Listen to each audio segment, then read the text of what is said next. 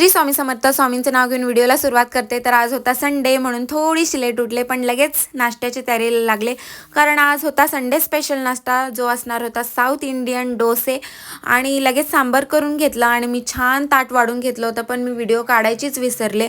कुणासोबत होता असं मला कमेंटमध्ये नक्की सांगा.